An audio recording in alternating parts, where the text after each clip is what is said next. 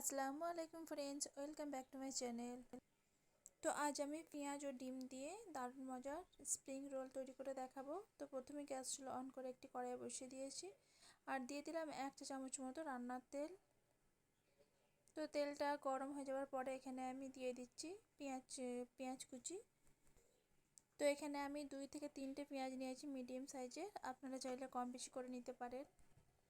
তো পেঁয়াজটাকে আমি হালকাভাবে নাড়াচাড়া করে নেব আর সাথে দিয়ে দিলাম একটা কাঁচা লঙ্কা কুচি, দিয়ে দিচ্ছি স্বাদ মতো লবণ, হাফ চা চামচ করে হলদি পাউডার, লঙ্কা পাউডার আর সাথে দিয়ে দিলাম জিরা পাউডার।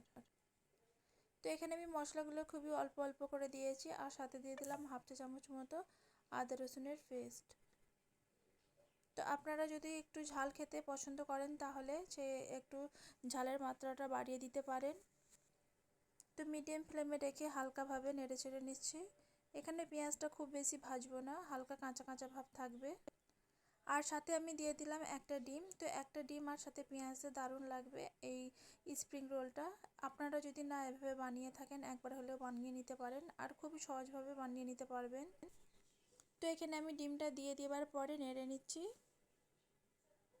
তো অল্প সময়ের মধ্যে স্টাফিংটা তৈরি করে নিতে পারবেন, একেবারে অল্প সময়। এখানে দেখুন একটু নাড়াচাড়া করার সাথে সাথে ডিমটা দেখবেন খুব সুন্দরভাবে ভাজা ভাজা হয়ে এসেছে। তো এখানে দেখুন আর 1 মিনিট মতো করে নেব, তাহলেই কিন্তু এখানে রেডি হয়ে যাবে ডিম পেঁয়াজের স্টাফিং। তো ডিম পেঁয়াজের পুরটা আমার তৈরি করে নিয়েছি। তো এটা ঠান্ডা করার জন্য সাইডে রেখে দেব। তো এখানে আমি নিয়ে নিচ্ছি 2 চা চামচ মতো ময়দা আর এখানে আমি একটা সুন্দর ব্যাটার তৈরি করে নেব। তো এখানে অল্প অল্প পানি দিয়ে মেখে নেব, খুব বেশি পাতলা করব না, এটা একটু মোটা করেই তৈরি করে নেব। তো দেখেই বুঝতে পারছেন। তো ভিডিও শুরুতে রিকোয়েস্ট করে নিই, যারা এখনও অবধি সাবস্ক্রাইব করেননি প্লিজ সাবস্ক্রাইব, আর ভিডিওটি ভালো লাগলে অবশ্যই একটি লাইক করে দেবেন। সাবস্ক্রাইব করে থাকলে পাশে থাকা বেল আইকনটি অবশ্যই ক্লিক করে রাখবেন, এতে করে আমার ভিডিও নোটিফিকেশন সবার প্রথমে আপনাদের কাছে পৌঁছে যাবে। তো এখনও অবধি যারা আমার সাথে আছেন তাদেরকে জানাই অসংখ্য ধন্যবাদ। তো এখানে দেখুন একটু মোটা করে আমি এই ময়দার লেয়ারটা তৈরি করে নিয়েছি। তো এবারে আমি পরের স্টেপে চলে আসলাম। তো এখানে আমি আগে থেকেই স্প্রিং রোলের জন্য আমি তৈরি করে নিয়েছি এখানে সিটগুলো। তো এগুলো আমি বাড়িতেই তৈরি করেছি, আপনারা চাইলে এভাবে তৈরি করে নিতে পারেন বাড়িতে, আর নয়তো বাজার থেকে কিনে নিয়ে আসতেও পারেন। তো এখানে আমি সাইডগুলো একটু কেটে নিচ্ছি আর দেখুন মাঝখানে আমি দুটো ভাগে ভাগ করে নিচ্ছি।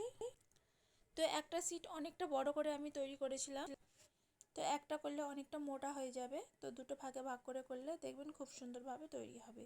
তো এখানে আমি দেখুন লম্বা করে করে নিয়েছি, দু সাইডটা কেটে, দেখেই বুঝতে পারছেন এখানে বলার কিছু নেই। তো এবারে আমি রোলটা শেপ তৈরি করে নেব।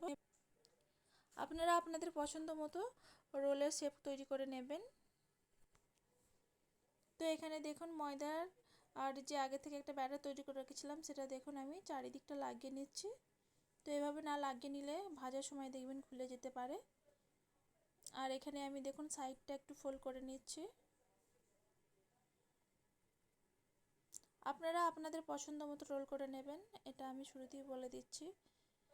যদি চান তো এভাবেও করতে পারেন, এটাও কিন্তু খুব ইজি, দেখলেই বুঝতে পারবেন।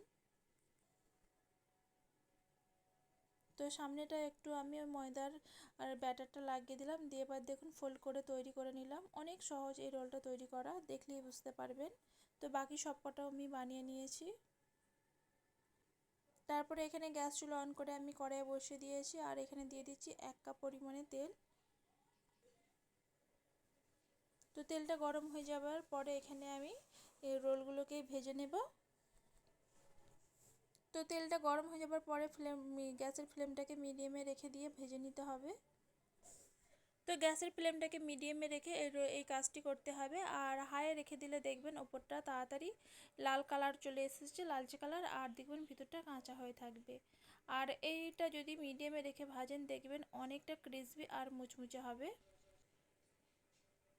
আর এখানে দেখুন আস্তে আস্তে ভাজছি, কতটা সুন্দর কালার এসেছে আপনারা দেখেই বুঝতে পারছেন। চাইলে একবার হলেও ট্রাই করতে পারেন।